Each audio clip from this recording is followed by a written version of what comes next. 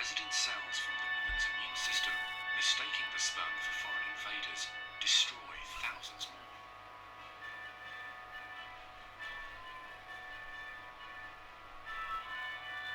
Next, half the sperm head for the empty fallopian tube. Sperma ni banyak dilepaskan. Swim toward the tube containing the unfertilized egg. Million of sperm Now, only a few thousand remain. Dia akan melalui uterus. Inside the fallopian tube, tiny cilia push the egg toward the uterus. To continue, the sperm must surge against this motion to reach the egg. Some sperm get trapped in the cilia and die.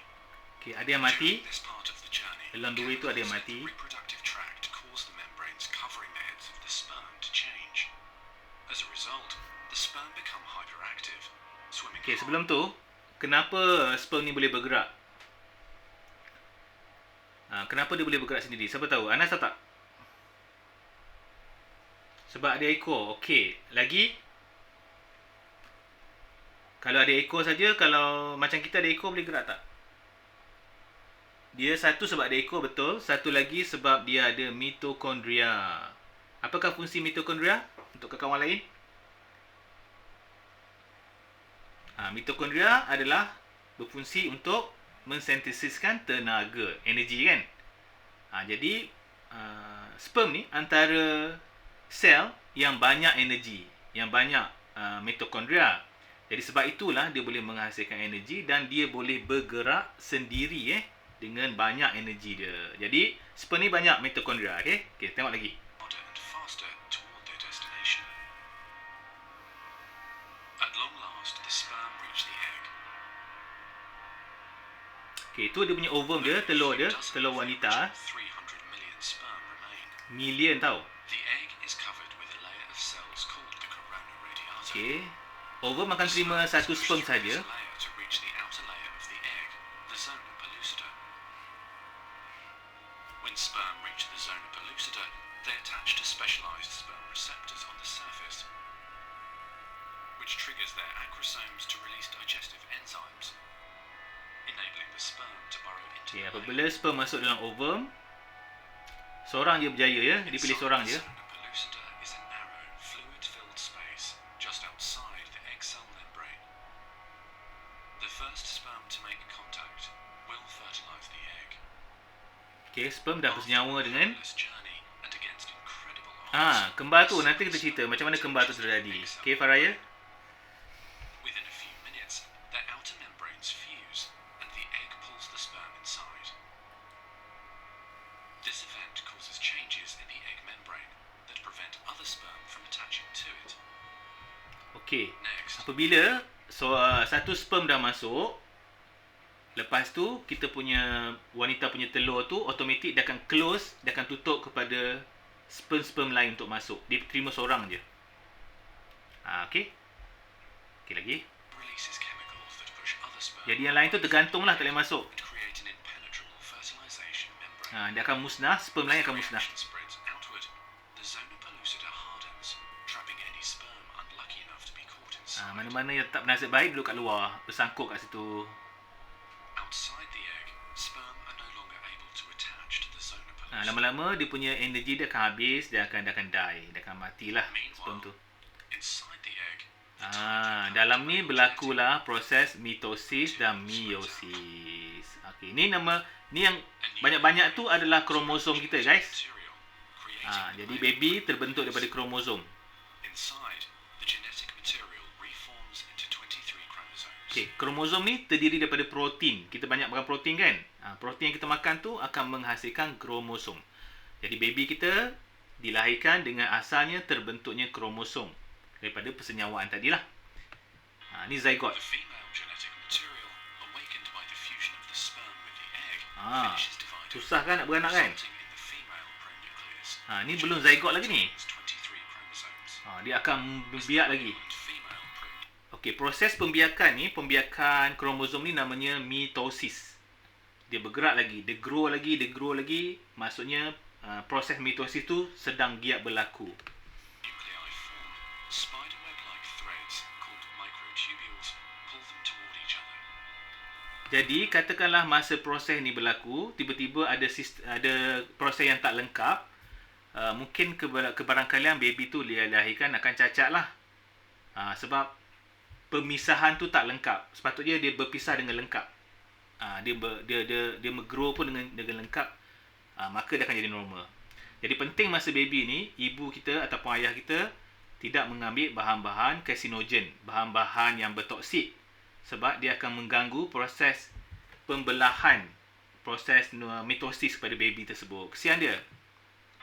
The two sets of chromosomes join together, completing the process of fertilization.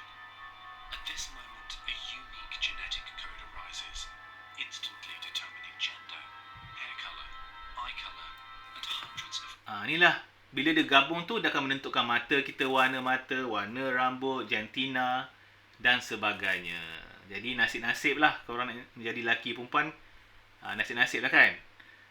Doa banyak-banyak lah anak-anak lelaki perempuan. This new single cell, the zygote, is the big... Okey, jadi itu sedikit lah cikgu nak share kepada awak. Sebenarnya banyak lagi nak share ni. Tapi secara kasarnya, sains macam Ana cakap tadi, dia mengenai kehidupan kita ya. Dia mengenai kehidupan. Okey, nanti aku jawab. Siapa tanya dia yang kembar macam mana jadi? Farah tanya je. Okey, Farah, nanti aku jawab awak macam mana kembar tu berlaku. Sebelum tu, kita cerita sikit. Dia punya surface dia, permukaan reproduction ataupun pembiakan. So, apa itu pembiakan dalam kita ya? So, pembiakan ni sebenarnya akan berlaku kepada semua benda hidup. Termasuklah manusia, termasuklah mikroorganism. Mikroorganism lagi laju dia membiak. Kita ni sekurang-kurangnya manusia kalau dah lahir, tahun depan baru lahir lagi mak kan. Tapi kalau mikroorganism, every second dia akan lahir, beranak. Sebab dia kecil. Jadi makhluk yang kecil ni biasanya dia akan mati cepat. Contohnya macam nyamuk. Nyamuk korang rasa berapa lama dia boleh hidup? Cuba teka. Nyamuk agak-agaknya berapa lama boleh hidup?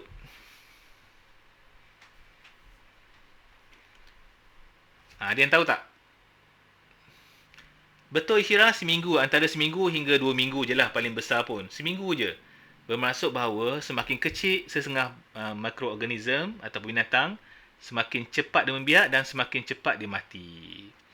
Begitu juga semakin besar kita, semakin lambat kita mati. Contohnya macam ikan paus, macam gajah. Sebab dia besar, maka dia lambat mati. Faham tak?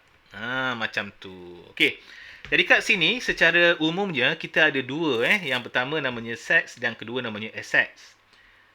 So, sex ni sebenarnya dia melibatkan sel pembiakan. So, ni dia akan melibatkan sel pembiakan. Sel pembiakan ni namanya adalah reproductive cell. Dalam bahasa Inggeris adalah reproductive cell. So, dia melibatkan sel pembiakan. Contohnya tadi apa? Contohnya adalah ovum untuk perempuan dan sperma untuk lelaki. Itu namanya reproductive cell. Okay, untuk asex ni special sikit. Dia tak ada jantan dan betina. Dia dirinya sendiri yang membiakkan dirinya. So, ni tidak melibatkan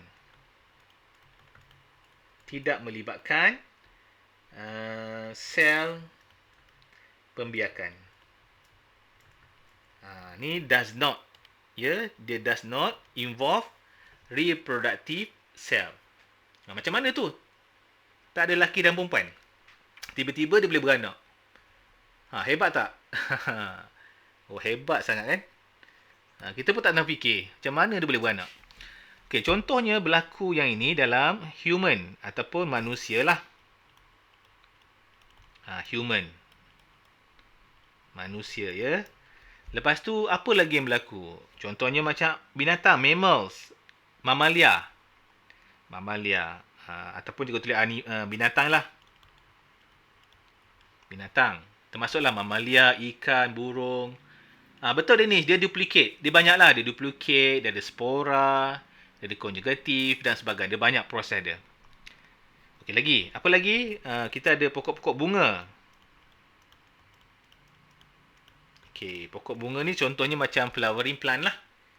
Betul Anas, tumbuhan berbunga. Jadi semua ni dia memerlukan jantan dan betina. Macam bunga tu perlukan enter dia perlukan enter yang dekat tanah tu. So kalau ada macam burung ataupun macam rama-rama datang kat bunga tu, dia mempercepatkan proses pembiakan bunga tersebut lah, sebab dia melibatkan jantan dan betina. Contoh yang tak ada jantan dan betina ni, pokok-pokok seperti bawang. Bawang kita tanam je, tumbuh sendiri. Mana dia perlu jantan betina? Halia, gingga. Gingga, halia. Apa lagi? Potato dan sebagainya. Kalau untuk binatang pula, biasanya dia adalah simple organism. Sel ringkas. Organisma ringkas. Organisma ringkas ni contohnya macam protozoa, macam bakteria. Dia simple simple organism. Okay. Hydra, paramecium, ameba, betul. So semua tu tak perlukan jantan betina, dia boleh pecahkan dirinya sendiri. Sebab itu macam minyak gamat. Minyak gamat, korang tahu minyak gamat? Ada tak pernah pakai ke? Korang pernah pakai minyak gamat tak? Tahu, pernah pakai? Okay, gamat tu macam mana asal usul dia orang ambil dia sebagai minyak? Sebab gamat tu kalau kita potong dia, dia tak mati. Dia boleh grow jadi dua. Kita potong kan? Dua-dua hidup. Jadi oleh itu orang ambil lah minyak dia. Sebab kononnya dia boleh sembuhkan diri sendiri. Kemungkinan dia boleh sembuhkan kepada manusia. Itulah tujuannya. Kalau luka-luka letak minyak gamat dulu-dulu kan. Jadi minyak gamat tu salah satunya dia boleh dia boleh jadi macam tu. Okey, pembiakan sel. Okey, ni secara umumnya cikgu cerita sikit secara umum macam mana pembiakan berlaku. Macam Farah tanya tadi, macam mana kembar berlaku. Farah tanya, lupa cikgu. Farah ke siapa? Farah, Syafiqah kan? Okey, so kita cerita sikit macam mana kejadian manusia dalam rahim perempuan. Tuhan ciptakan ni memang hebatlah kerja Tuhan kan. So dalam rahim perempuan ni, kita lukis rahim perempuan. Okey, ni rahim dia bentuk macam ni. Lelaki tak ada ya. Korang pernah dengar tak lelaki beranak? Pernah tak dengar lelaki beranak? Lelaki mengandung ke?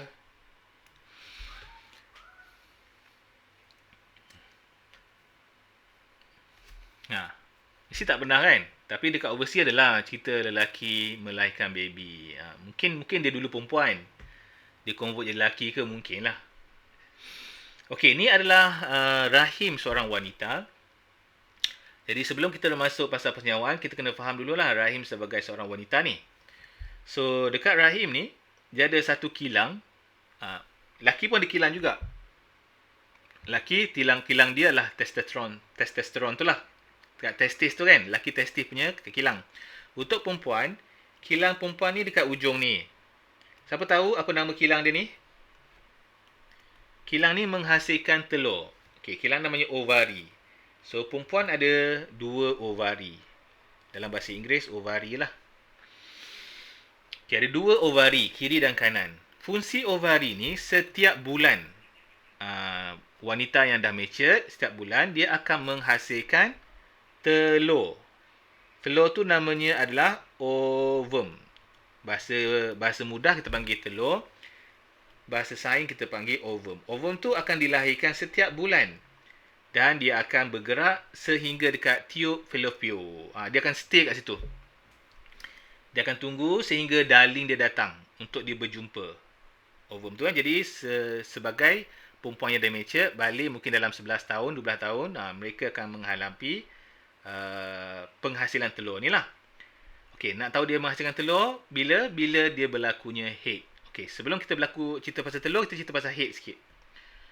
So, ni tengah-tengah ni namanya tiub uterus ya. Uterus ni rahim lah. Rahim perempuan namanya uterus. Ingat tu, uterus. Uterus jangan belok-belok. So, nama ruang ni adalah uterus.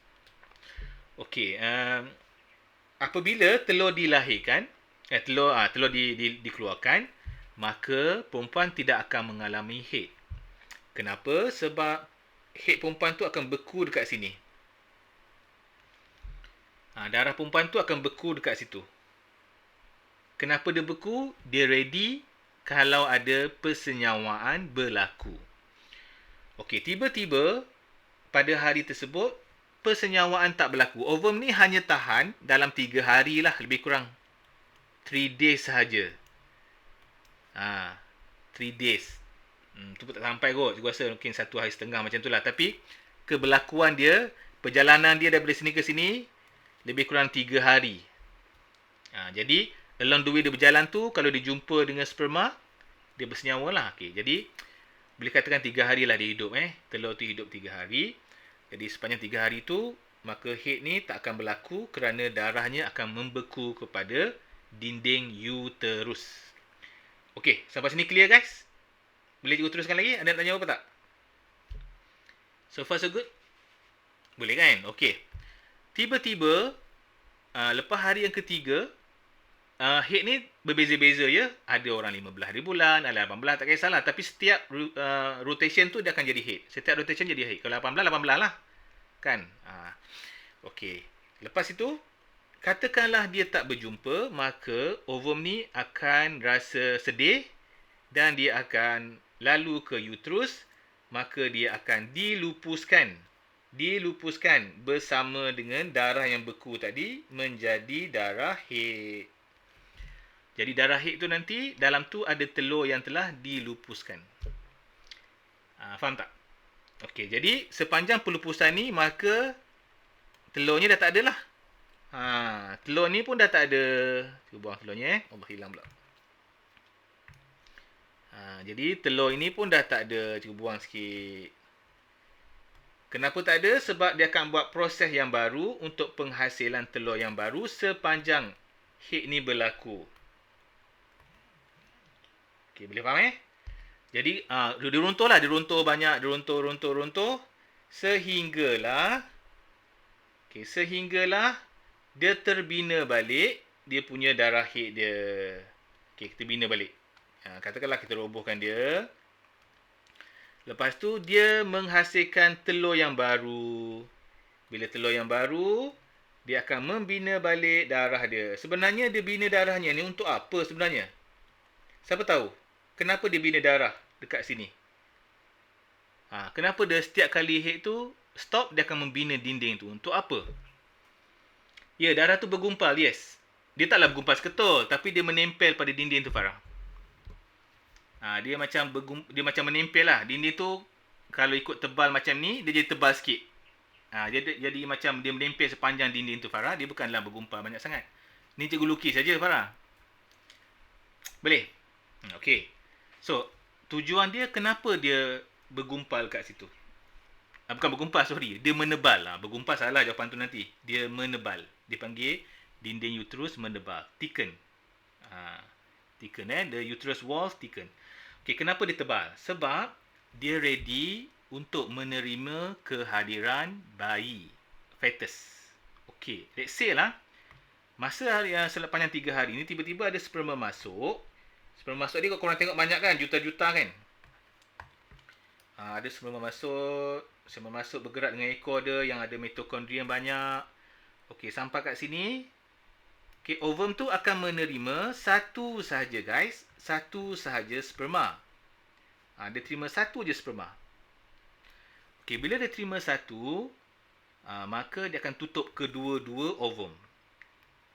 Okey. Boleh tak dia terima dua-dua? Boleh. Boleh. Kalau dia terima serentak, dia akan jadi kembar tak seiras. Tapi tak apa. Kita cerita yang seorang dulu. Maka bila dia terima, berlakulah persenyawaan. Persenyawaan mesti berlaku pada tube fallopian. Tu kena ingat. Okay.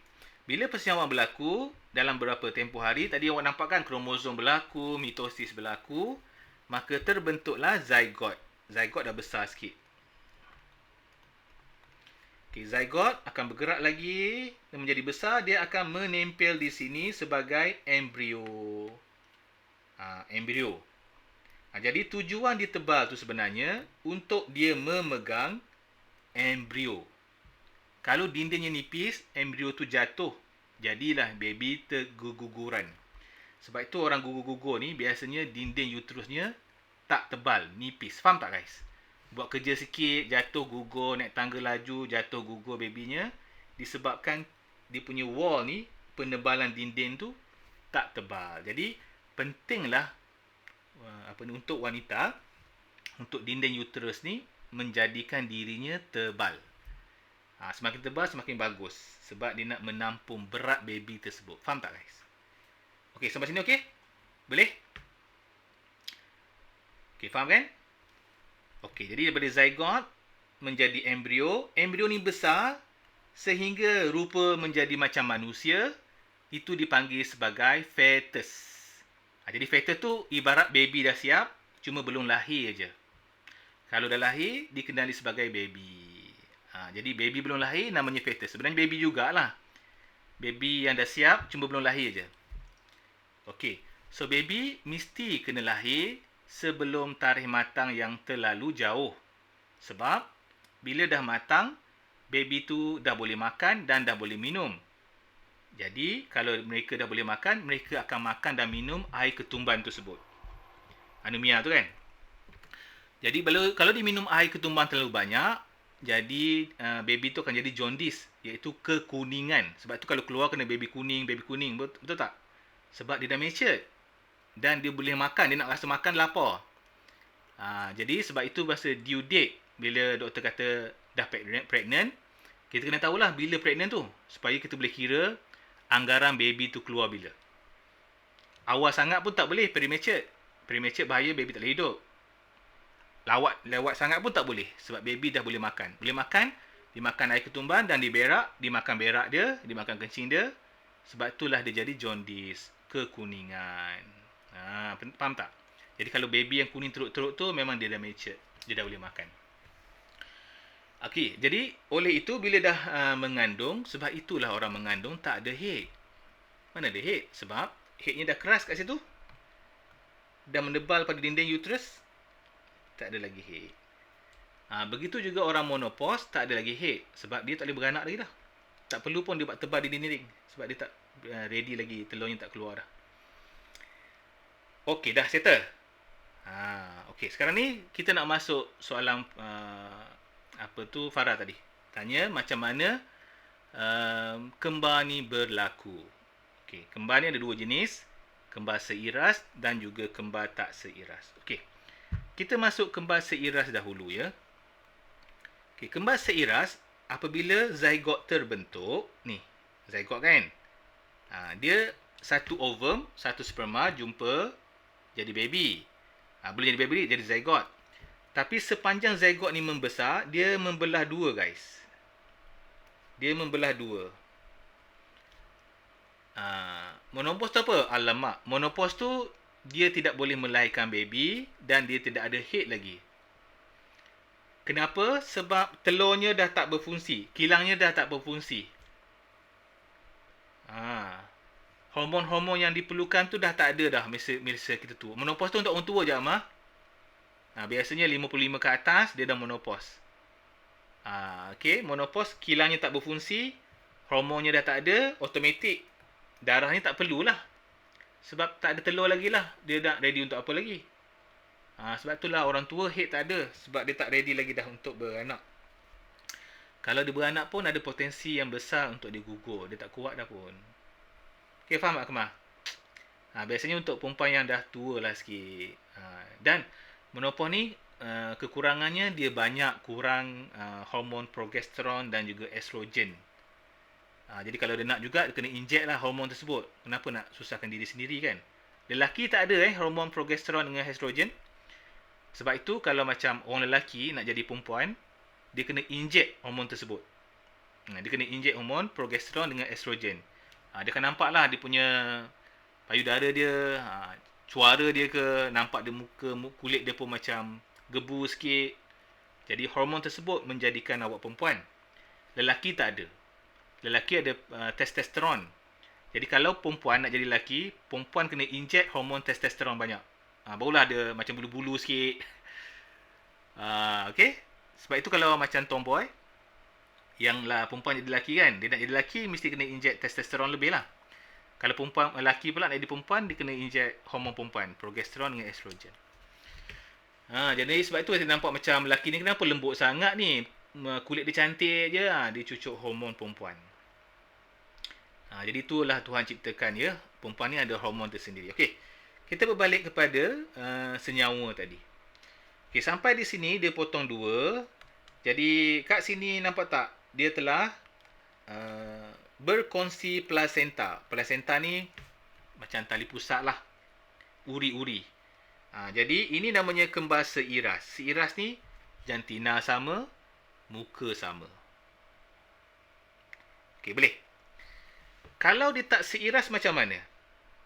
Okey, kita balik Kalau dia tak seiras, dia akan berjumpa kiri dan kanan serentak. Dia tak boleh kanan dulu, kiri kemudian. Tak boleh. Dia kena kira lah 1, 2, 3, dia akan senyawa serentak. Maksudnya kalau berbeza pun mungkin 0, something saat je lah. Dia akan bersenyawa serentak kedua-duanya. Maka kedua-dua ni menghasilkan zygote dan menghasilkan embrio. Jadi dua plasenta yang sama. Okey, ovum dan sperma yang berlainan, maka baby yang dihasilkan berlainan. Tak sama. Muka mungkin tak sama. Jantina juga mungkin tak sama. Okey, adakah cikgu menjawab soalan awak, Farah? Farah tanya dia Kan, Farah kan? Cikgu lupa pula. Yang tukang tanya tu Farah ke Syafiqah ya? Tak jumpa tak Syafiqah? Farah lah kan? Farah. Okey, Farah. Okey, itulah berlakunya. Okey, jom. Kita dah faham sikit macam mana proses pensenyawaan. Okey, nanti awak akan belajar kitaran haid. Macam mana kitaran haid berlaku. Macam mana bila dia tebal, bila dia nipis balik. Bila dia jadi balik. Kita akan belajar jugalah kitaran haid.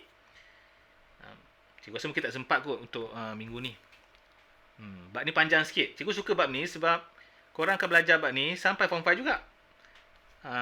Jadi nampak basic kan. Tapi kita tahu basic, kita seronok lah sikit nak belajar. Okay, now. Kita nak masuk seterusnya. Okay. Sexual reproduction, pembiakan seks. Jadi, pembiakan seks merupakan jenis pembiakan utama yang dijalankan oleh. So, carry out by. Dijalankan oleh manusia, human. Manusia. Lepas tu kita ada binatang. Lepas tu kita ada pokok. Tumbuh-tumbuhan. Okay. Kebanyakan ini. Tapi kalau kita belajar lebih detail adalah mikroorganism. Dan sebagainya lagi lah. Okey, pembiakan bagi manusia bukan sahaja untuk menghasilkan zuriat. Kan? Malah melibatkan. And also involve. Melibatkan apa? Dia melibatkan family bonding. Family bonding apa maksud dalam bahasa Melayu? Family bonding. Family bonding and love. Dalam bahasa Melayu apa? Family bonding ni dalam bahasa Melayu kita boleh kata apa ya? Ikatan lah, ikatan kekeluargaan. Betul, ikatan kekeluargaan.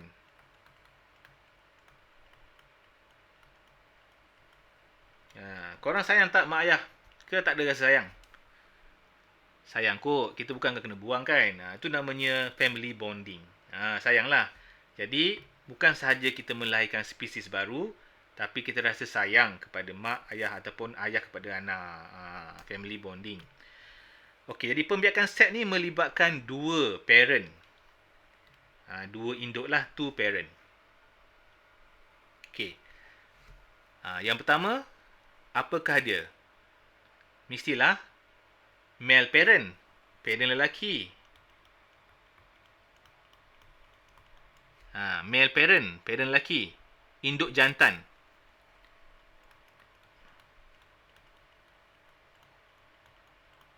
Induk jantan. Okey. Dan juga induk wanita. Female parent. Ataupun induk wanita. Induk perempuan lah. So, jantan ni seperti korang tahu, sperm, dan juga perempuan adalah ovum. Okey, next.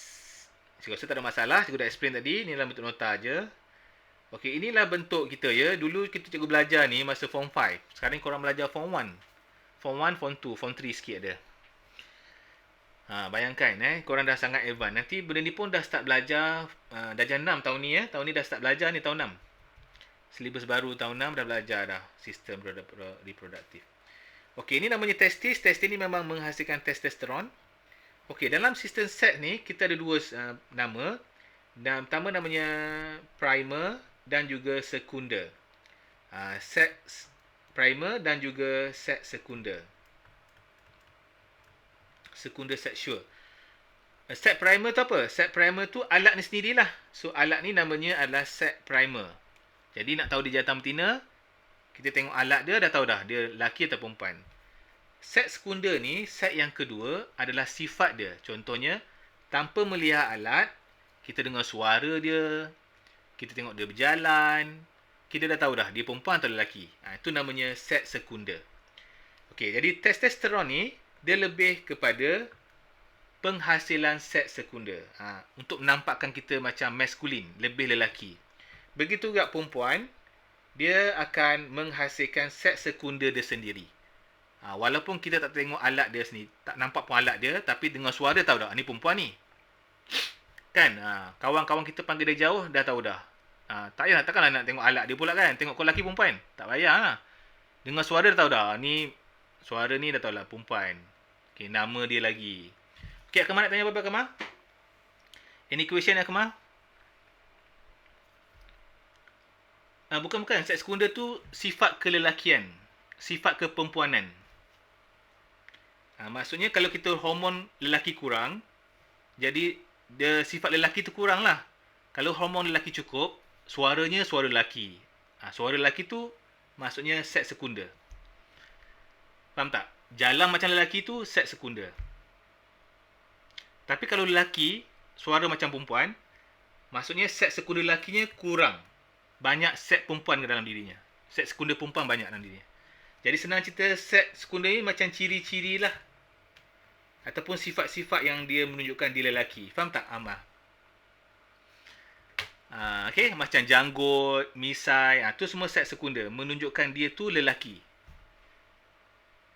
Okay, perempuan tu adanya payudara, menunjukkan dia perempuan. Tu namanya seks sekunder. Ciri-ciri dia. Okay, Akmal, boleh cikgu menjawab awak?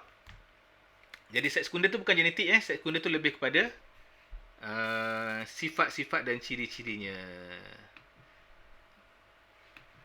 Awak nak cakap ke? Cikgu tak dengar suara awak. Ada siapa-siapa cakap ke? Tak ada. Cikgu tertutup mic. Faham kan? Tu maksudnya seks sekunder. Kalau seks primer, memang alat tu sendiri. Takkanlah kita nak bercakap nak tunjuk alat kita kan? Kita tengok pada sifat-sifat dia lah. Okey, inilah cikgu cakap tadi penghasilan telur pada ovari, penghasilan testosteron pada testis. So gamet jantan sperma, gamet betina adalah ovum. Okey, next. Okey, sama-sama cikgu explain. Korang ada masalah ke korang boleh text. Mana cikgu tahu cikgu explain kat awak. Okey, sekarang kita baca lagi soalan kita ya. Pembiakan seks menghasilkan generasi baru. A new generation. Sekarang ni korang generasi alpha ya. Millennium. Alpha. Cikgu rasa cikgu generasi X ataupun Z kot. Generasi kita ada banyak. Kita ada generasi bomba. Bomba tu maksud generasi yang orang tua lama. Cikgu dia dah. Cikgu rasa cikgu X kot. X ke Y. Korang ni dah masuk generasi alpha dah. Generasi yang baru. Okey, jadi kita akan create a new generation. Apa maksud new generation? Contohnya cikgu bagi awak ya. Katakanlah siapa ada atuk kat sini? Berapa usia atuk awak sekarang? Ada tak atuk yang berusia 80 tahun?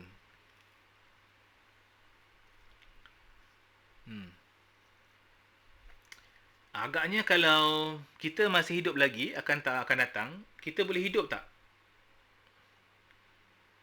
Contohnya sekarang ni kita dah ada telefon kan?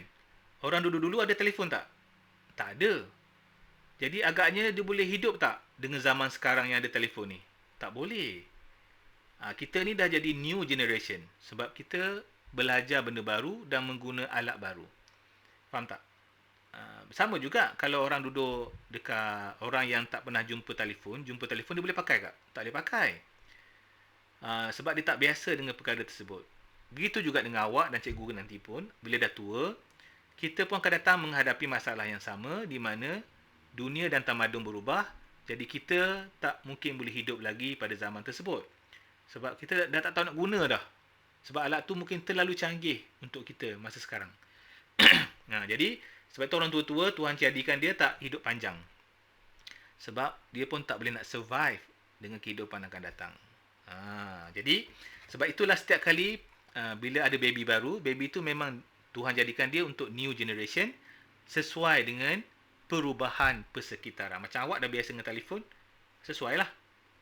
Okey, jadi yang berbeza, nampak tak? Dia mesti berbeza. Bukan daripada rupa saja, tapi daripada genetik dia. Kenapa genetik berubah? Kerana kat sini kita ada mak dan perempuan. Mak dan ayah, lelaki dan perempuan kan? Jadi bila dia bergabung, kita menghasilkan variasi genetik yang baru. Dipanggil variasi genetik. Okey, dalam bahasa Inggeris adalah genetic variation. Okey. Jadi awak ni terhasil disebabkan gabungan daripada mak dan ayah awak. Jadi awak ada ayah sikit, ada mak sikit. Okey, korang tahu tak apa itu genetik? Kita sebut je, tahu tak apa itu genetik? Kalau tak tahu, cikgu akan cerita sikit. Baik dengan aku. Anas tak tahu je genetik tu apa? Sekejap, cikgu tengok ada yang masuk. Ada yang tak boleh masuk ke? Asyik baik, boleh masuk. Okey. Okey, tak tahu kan? Okey, jom kita tengok sikit. Kat mana ni genetik berlaku? Okey, cikgu cerita sikit Okey, kita ambil satu sel. Contohnya, kita ambil satu sel pada kulit. Setiap sel mesti ada apa tengah-tengah tu, siapa tahu? Sel haiwan. Kat tengah-tengah ada apa?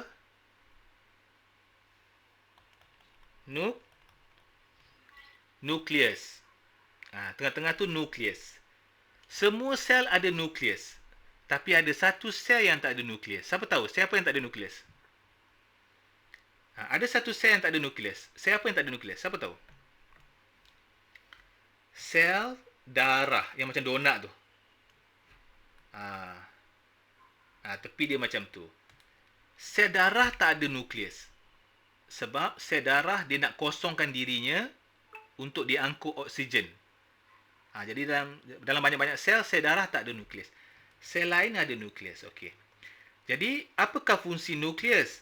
Fungsi utama nukleus yang pertama, dia akan kontrol, kawal semua aktiviti sel-sel lain. Sel-sel organel dalam ni yang ada ni, dia kontrol. Dia macam otak kepada sel. Yang pertama. Yang kedua, dia simpan genetic information, maklumat genetik. Jadi, nukleus tu sebenarnya dia simpan maklumat diri kita. Dia simpan maklumat daripada mak ayah. Jadi, bila sebut genetik, awak mempunyai maklumat awak sendiri. Maklumat awak tak sama dengan maklumat ayah dengan mak. Sebab apa? Sebab awak terhasil daripada sedikit mak, sedikit ayah bergabung dan awak akan dapat maklumat yang baru. Contoh maklumat tu apa? Warna rambut, kulit, mata, darah dan sebagainya lagi lah. Sebagainya lagi lah kita dapatkan. Warna mata ke, sepet ke, bujur ke. Itu namanya maklumat genetik. Faham tak? So, maklumat-maklumat nanti korang akan transfer kepada anak korang bila korang akan kahwin akan datang. Gabung dengan pasangan korang juga. Jadi, anak korang akan menjadi variasi. Menjadi berbeza. Jadi, bila sebut perbezaan variasi genetik tu, genetik yang berbeza. Maksudnya maklumat yang berbeza. Okey. Jadi, kita kecilkan lagi. So, dalam nukleus ni ada apa? Dalam nukleus ni, adalah kita nampak tadi ada Kromosom. Kromosom berbentuk X macam ni. Okey. Namanya kromosom. Kromosom tahu tak? Pernah dengar kromosom tak? Pernah dengar kromosom? Tak pernah? Allahu Akbar. Tak pernah dengar? Pernah nampak bentuk X macam ni tak? Bentuk X tadi. Kromosom. Tak apalah. Tak dengar tak apa. Awak dengarlah sekarang ni Okey, kromosom ni banyak lah. Dalam ni banyak. Yang cikgu lukis 2 je. Cikgu besarkan lagi. Dalam kromosom. Okey, dalam kromosom ni. Dalam ni ada satu halus. Dia sebenarnya terdiri daripada rantaian-rantaian protein yang sangat halus. Dia berpusing-pusing, berputar-putar dalam ni. Dia bentuk macam huruf X. Dan kalau kita keluarkan dia. Kan, dia akan menjadi seperti ini.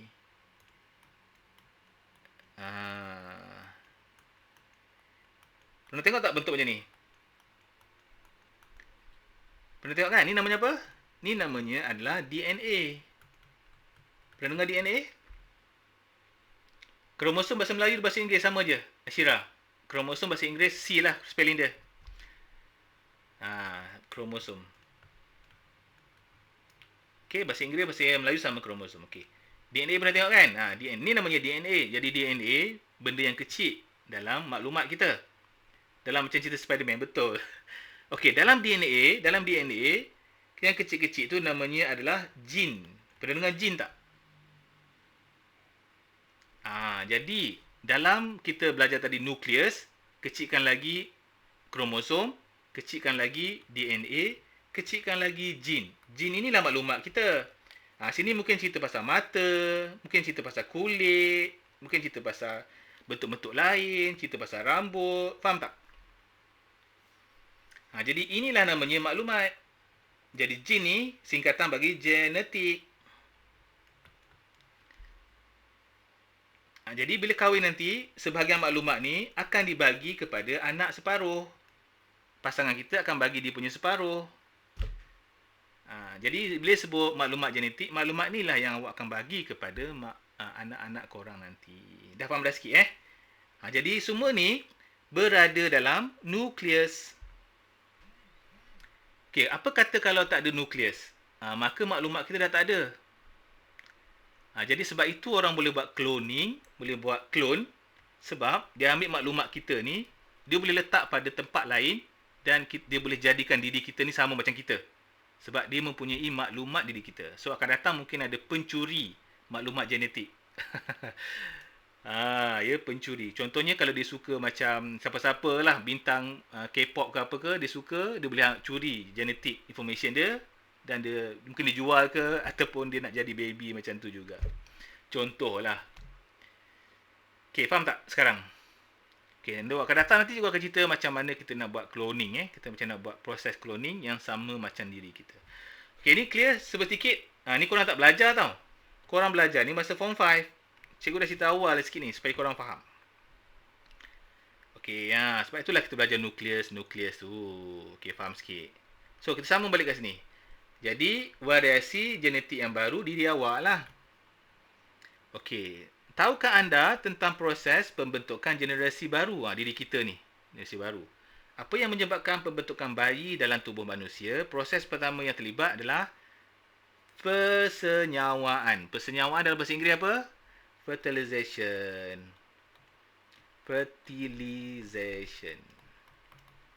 Persenyawaan.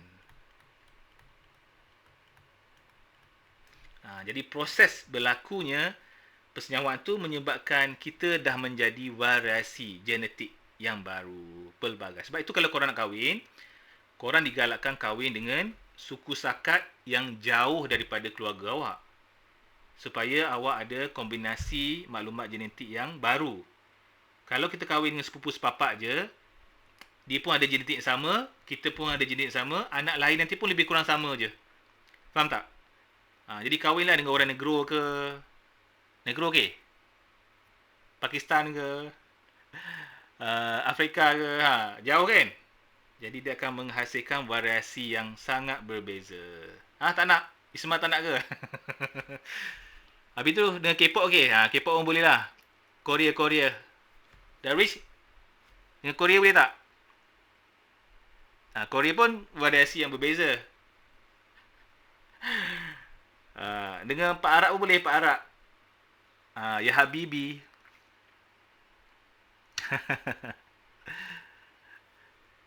Okey, jom kita buat lagi.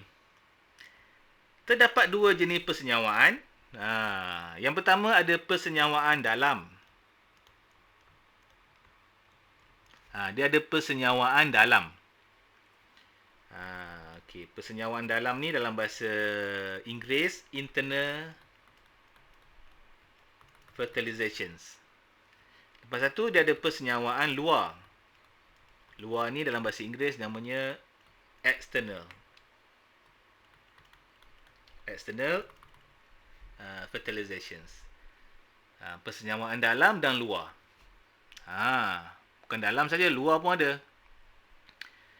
Okey, kita tengok satu contoh. Tengok belalang ni. Nampak tak? Ni persenyawaan dalam. So, dia berlaku kat dalam lah. Dalam badan tersebut. Ini nampak tak? Dia berlaku secara luar. Okey. Sperma dan ovum dia letak kat luar. Ni namanya persenyawaan eksternal. Ini internal. Jadi persenyawaan ada dua jenis. Luar dan dalam. Jadi inilah dia punya ceritanya lah. Ni korang bacalah sendiri kan. Cikgu tak minat nak cerita ni. Okey. Dapat idea kan? Okey, kita pergi tengok pula yang assets. Asset ni melibatkan dirinya sahaja. Macam mana dia boleh melibatkan dirinya sahaja? Dia boleh beranak. Jadi, bagi pembiakan aset pula, hanya memerlukan one parent. Satu induk je. Kita perlukan satu induk sahaja ya, yang terlibat. Maka kat sini kita punya persenyawaan.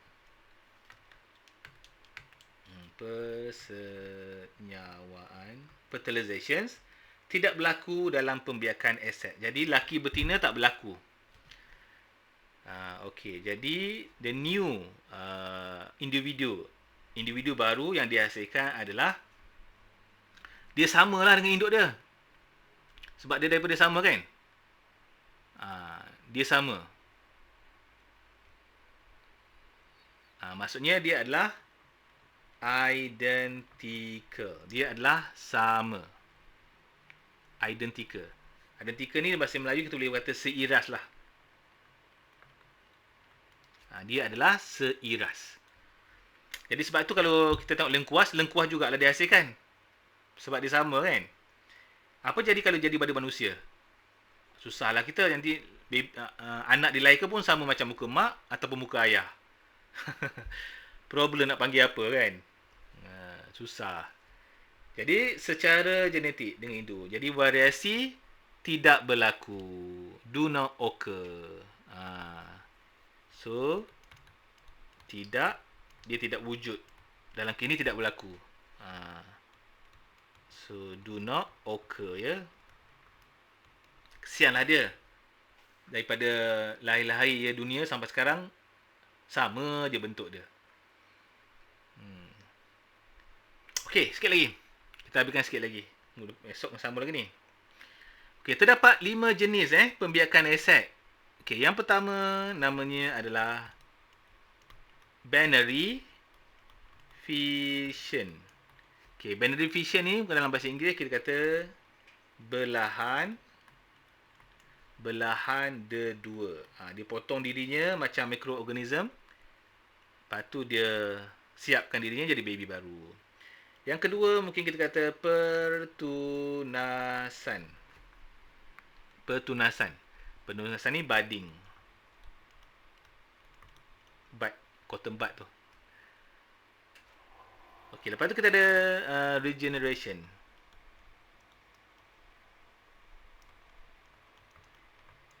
Okey, regeneration. Regeneration ni bahasa Melayu kita boleh kata penjanaan semula.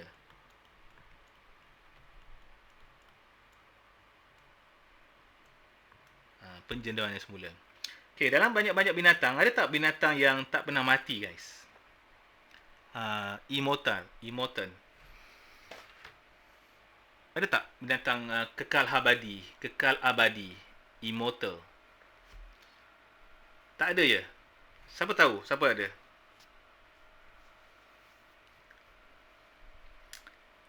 Sebenarnya ada Ada. Apa namanya Isma? Isma tahu tak? Apakah binatang yang kekal abadi tu?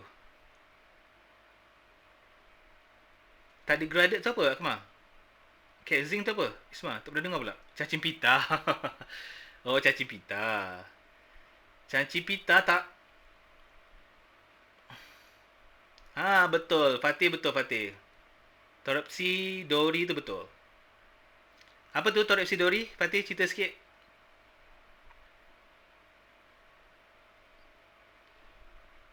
Toropsi Dori tu adalah sejenis obo-obo. Kecil je.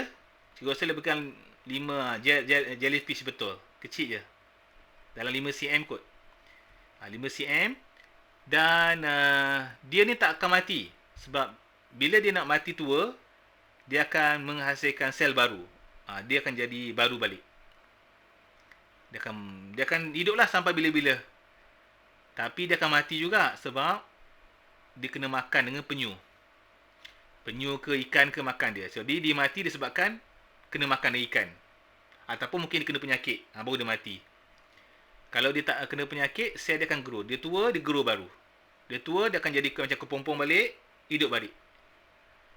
Jadi manusia sekarang ni sedang mengkaji benda itulah. Kononnya manusia pun nak jadi orang yang kekal abadi kan.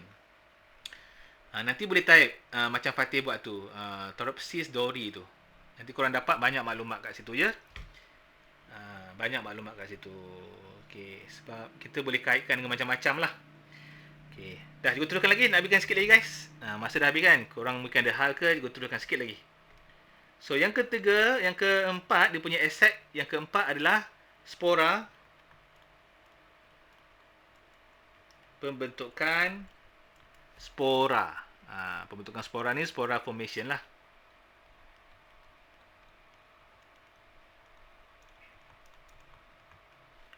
Pembentukan spora. Dan satu lagi adalah pembiakan vegetatif.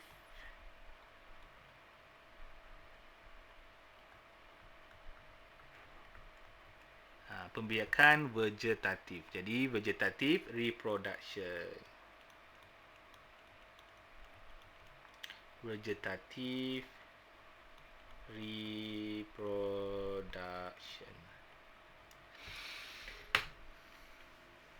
So, itulah antara ceritanya sikit. So, sampai sini korang faham tak guys? Boleh faham ke? Boleh terima? Boleh. Okay, faham. Alhamdulillah.